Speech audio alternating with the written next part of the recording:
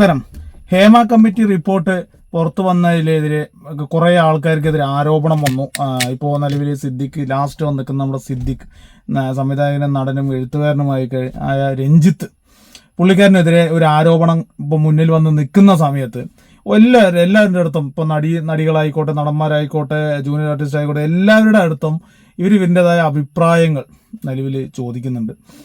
എന്താണ് അതിനെക്കുറിച്ചുള്ള അഭിപ്രായങ്ങൾ ചോദിക്കുന്നത്. പക്ഷെ ഇതിനെ അഭിപ്രായങ്ങൾ പറയുമ്പോൾ അതിനെ വളച്ചൊടിച്ചുകൊണ്ട് ചിലപ്പോൾ ഈ പറയുന്ന മാധ്യമങ്ങൾ ചിലപ്പോൾ പറയാറുണ്ട്. കാരണം ഓരോരുത്തരുടെ അഭിപ്രായങ്ങൾ പറയുന്ന സമയത്ത് ആ അഭിപ്രായത്തിനെ മാനിക്കാതെ അഭിപ്രായത്തിന് ഒരു എന്താ പറയുക മൊത്തത്തിൽ ഒരു റിപ്പോർട്ടിനെ കളിയാക്കി എന്ന് പറഞ്ഞിട്ടുള്ള രൂപത്തിൽ വരെ ആക്കുന്നുണ്ട്.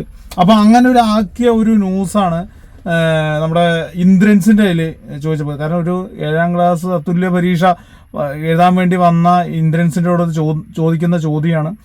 കാരണം പുള്ളിക്കാരൻ ഒരു മീഡിയയിൽ മുന്നിൽ വന്നാൽ പുള്ളിക്കാരൻ ഭയങ്കര ഷൈ ആണ്, പുള്ളിൻ്റെതായ ഒരു ഇതുണ്ട്. അപ്പോൾ അങ്ങനെ നിൽക്കുന്ന സമയത്ത് പുള്ളിൻ്റെ ചോദിച്ചു ഹേമ കമ്മിറ്റി റിപ്പോർട്ടിൻ്റെ എങ്ങനെയാണ്, അതിൻ്റെ വസ്തുത എങ്ങനെയാണെന്നൊക്കെ പുള്ളിക്കാരൻ ചോദിച്ചു. ഞാൻ ഇന്ദ്രൻസിന്റെ മുമ്പുള്ള നടന്ന ഇന്റർവ്യൂവും കാര്യങ്ങളെല്ലാം നമ്മൾ കണ്ടിട്ടുള്ളത്. നമുക്കെല്ലാവർക്കും അറിയാം പുള്ളിൻ്റെ ആ ഒരു ആറ്റിറ്റ്യൂഡ് എങ്ങനെയാണെന്നുള്ളതല്ല. കൂൾ ആൻഡ് കാം ആയിട്ടുള്ള ഒരു സംസാരവും പിന്നെ ഇത്തിരി ഷൈ ആയിട്ടുള്ളൊരു ആറ്റിറ്റ്യൂഡാണ് ഇന്ദ്രൻസ് ഉണ്ടായിട്ടുള്ളത്. അപ്പോൾ പുള്ളിക്കാരൻ ഇങ്ങനെ വരുന്ന സമയത്ത് മീഡിയക്കാർ ചോദിച്ചു ഹേമ കമ്മിറ്റി റിപ്പോർട്ടിനെ കുറിച്ച് ചോദിച്ചു. അപ്പോൾ പുള്ളിൻ്റെ അഭിപ്രായമാണ് ഇപ്പോൾ നിലവിൽ മീഡിയക്കാർ പറഞ്ഞത്. കാരണം ഇന്ദ്രൻസ് ആ ഒരു പ്രശ്നത്തിനെ വളരെ ലാഘവത്തോടെ ഒരു ഇതില്ലാതെ കാണിച്ചു എന്ന് പറഞ്ഞിട്ടാണ് ഇപ്പോൾ നിലവിൽ ഈ പറഞ്ഞ റിപ്പോർട്ടിലും മാധ്യമങ്ങളിലെല്ലാം നിലവിൽ പറഞ്ഞുകൊണ്ടിരിക്കുന്നത്. അപ്പോൾ ആ പറഞ്ഞത് എങ്ങനെയാണെന്നുള്ളത് ഞാനിവിടെ വെച്ചുതരാം. കാണുകയാണ് എന്നുള്ളതാണ് ആ റിപ്പോർട്ടിൽ കണ്ടെത്തിയത്. അപ്പൊ അതിനോട് എന്താണ് പ്രതികരണം? അതെന്തെങ്കിലുമൊക്കെ സർക്കാർ വേണ്ടതുപോലെ ചെയ്യുമായിരിക്കും. നടപടി എടുക്കണമെന്നൊരു ആവശ്യം അതെപ്പോഴും സ്ത്രീകൾക്ക് നേരെ ഉണ്ടാകുന്നത് ഏത് മേഖലയിലായാലും അങ്ങനെ ആവശ്യമാണല്ലോ. പക്ഷെ അത് എന്തിനായാലും നമ്മുടെ സംഘടനയിലും സിനിമയിലും ആണുങ്ങളെക്കാളും കൂടുതൽ പെണ്ണുങ്ങളാ. പുതിയ കുട്ടികളൊക്കെ ഒരുപാടുണ്ട്. എല്ലാവർക്കും പ്രതീക്ഷയും എല്ലാവരും നന്നായി പോകുന്നുണ്ട്. പിന്നെ പരാതികൾ ഇടയ്ക്കുണ്ടെങ്കിൽ അത് അന്വേഷിക്കുകയൊക്കെ ചെയ്യട്ടെ. അങ്ങ് കുറേ വർഷമായിട്ട് ചലച്ചിത്ര മേഖലയിലുള്ള ആളാണ്. അപ്പോൾ ഈ പുതിയ നടിമാരുടെയൊക്കെ വാതിലിൽ വന്ന് മുട്ടിയെന്നുള്ള ആരോപണങ്ങളൊക്കെയാണ് അവർ പറയുന്നത്. അങ്ങനെ അത്തരത്തിൽ എന്തെങ്കിലും അനുഭവം ആരെങ്കിലും വന്ന് അങ്ങോട്ട് പറഞ്ഞിട്ടുണ്ടോ? അതറിയില്ല, സത്യമായിട്ട് ഞാൻ മുട്ടിയില്ല. നമുക്കറിയില്ല. ഉറപ്പല്ലേ, അങ്ങനെ ഉണ്ടായി അന്വേഷിക്കണം. അല്ലേ പിന്നെ നല്ലതല്ലേ. മറ്റൊരു കാര്യം, ഇപ്പോൾ രഞ്ജിത്തിനെതിരെ ഒരു ആരോപണവുമായിട്ട് ഒരു ബംഗാളി നടി രംഗത്ത് വന്നിട്ടുണ്ട്. ഗുരുതരമായിട്ടുള്ള ആരോപണമാണ്. അവർക്ക് നേരെ ലൈംഗികമായിട്ടുള്ള തരത്തിലുള്ള പെരുമാറ്റം ഉണ്ടായി എന്നുള്ളതാണ് അവർ പറയുന്നത്.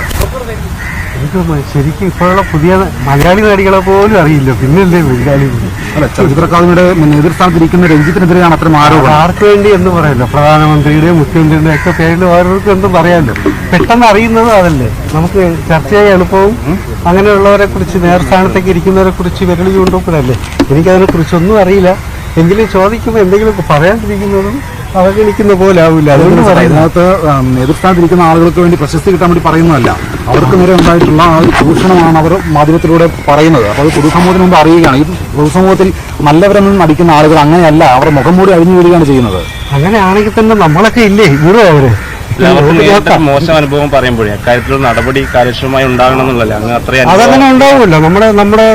നമ്മുടെ നിയമവ്യവസ്ഥയൊക്കെ അത്രയും ബെറ്റർ എന്നാണ് എല്ലാവരും പറയുന്നത്. അപ്പോൾ അങ്ങനെ തന്നെ ഉണ്ടാവും. പ്രതീക്ഷ തന്നെയാണ്, നല്ല ശുഭപ്രതീക്ഷയല്ലാത്തില്ല. സർക്കാർ ഇടപെടണമെന്ന് പറയുകയാണ്. ആ സർക്കാരാണല്ലോ ഇതിന്റെയൊക്കെ നോക്കിയതൊക്കെ, അവര് തന്നെ ആയിരിക്കുമല്ലോ അപ്പൊ മറുപടി. എനിക്കറിയില്ല. പരീക്ഷ ഉഷാറായി എഴുതട്ടെ. ബാക്കിയുള്ളവർക്കും കൂടെ പ്രചോദനമാണ്. 4ാം ക്ലാസ്സിൽ പഠനം ഉപേക്ഷിക്കേണ്ടി വന്ന ആളാണ്.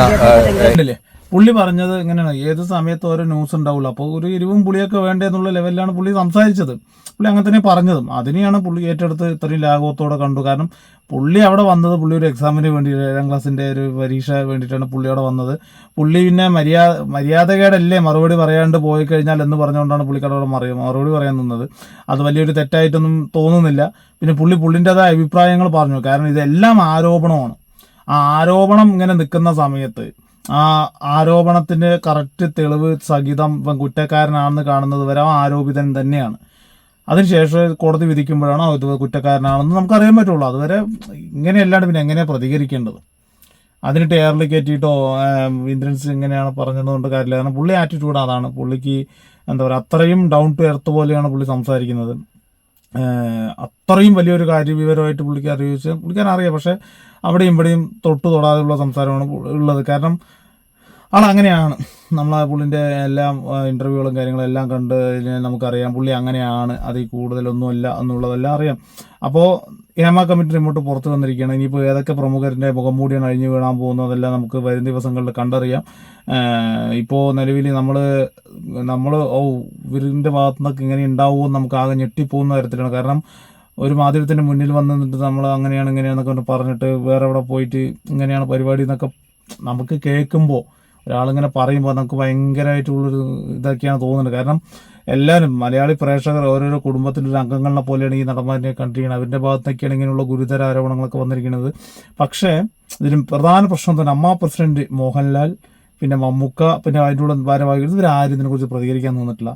പ്രതികരണം എന്തായാലും ഉണ്ടാവും തന്നെ പ്രതീക്ഷിക്കുന്നത്. പക്ഷേ ഇത്രയും ഒരു ഗുരുതര ആരോപണങ്ങളൊക്കെ ഉണ്ടായിട്ടടക്കം അതിൽ പ്രതികരിക്കാൻ തയ്യാറാവാത്തത് എന്തുകൊണ്ടാണെന്നറിയില്ല. കാരണം സിനിമ ഇൻഡസ്ട്രിയിൽ അവരുടെ സഹോദരങ്ങൾക്ക് ഒരു പ്രശ്നം വരുന്ന സമയത്ത് ഇങ്ങനെ ഒരു പ്രശ്നം ഉണ്ടെന്ന് പറയുമ്പോൾ അതിനൊരു ചർച്ചയ്ക്ക് പോലും വെക്കാതെ ഒരു മുഖം തിരിച്ച് നടക്കുന്ന ഒരു ലാഘവത്തിൽ നടക്കാതെ അവരുടെ പ്രശ്നങ്ങൾ പരിഹരിച്ച് മുന്നോട്ട് പോകണം. കാരണം ഫിലിം ഇൻഡസ്ട്രി എന്ന് പറയുന്നത് വലിയൊരു മാധ്യമമാണ്. അതൊരു ജനങ്ങൾക്ക് എത്ര ഇൻഫ്ലുവൻസ് ആകുന്നുള്ള കാര്യം നല്ല രീതിയിൽ എല്ലാവർക്കും അറിയാവുന്നതാണ്. അതുകൊണ്ട് ഈ ഒരു മനോഭാവം മാറ്റി ഇരകൾക്കൊപ്പം എന്നുള്ള ലെവലിൽ വരണം. പക്ഷേ ഇതൊരു അലിഗേഷൻ, ഒരു ഫേക്ക് അലിഗേഷൻ ആണെന്നുണ്ടെങ്കിൽ അതിൻ്റെതായ നിയമ നടപടികളിൽ മുന്നോട്ട് പോകണം തന്നെ പറയാനുള്ളൂ. കാരണം ഒരാളിനെ സമൂഹ മാധ്യമത്തിൽ അല്ലെങ്കിൽ ഇതൊരു പൊതുമധ്യത്തിൽ വെച്ചിട്ട് അപമാനിക്കുന്നത് എത്രത്തോളം മാനസികപരമായിട്ടുള്ള ബുദ്ധിമുട്ടുണ്ടാവും എന്നുള്ള കാര്യം പറഞ്ഞറിയേണ്ട കാര്യമില്ല. അപ്പോൾ ഇതൊരു ഫേക്ക് അലിഗേഷൻ ആണെങ്കിൽ അതിൻ്റെതായ തക്കതായ ശിക്ഷ നിലവിൽ ഈ പറഞ്ഞ വ്യക്തികൾക്ക് കിട്ടണം. അതല്ല ഇതൊരു ട്രൂ ആയിട്ടുള്ള കാര്യങ്ങളാണെന്നുണ്ടെങ്കിൽ അതിൻ്റെതായ കഠിനമായ ശിക്ഷ തന്നെ കിട്ടണം തന്നെയാണ് എല്ലാവരും ആഗ്രഹിക്കുന്നത്. ഇതൊരു സിനിമ ഇൻഡസ്ട്രിയിൽ മാത്രമല്ല, എല്ലാ ഇൻഡസ്ട്രിയിലും ഈ ഒരു വിഷയം ഉള്ള കാര്യമാണ്.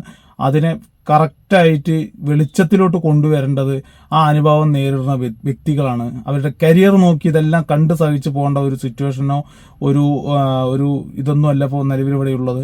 എന്ത് തന്നെ ഉണ്ടെങ്കിലും പ്രതികരിക്കേണ്ട ഒരു അവസ്ഥയാണ്. അപ്പോൾ ആ ഒരു പ്രതികരണ ശേഷി എല്ലാവർക്കും വരട്ടെ.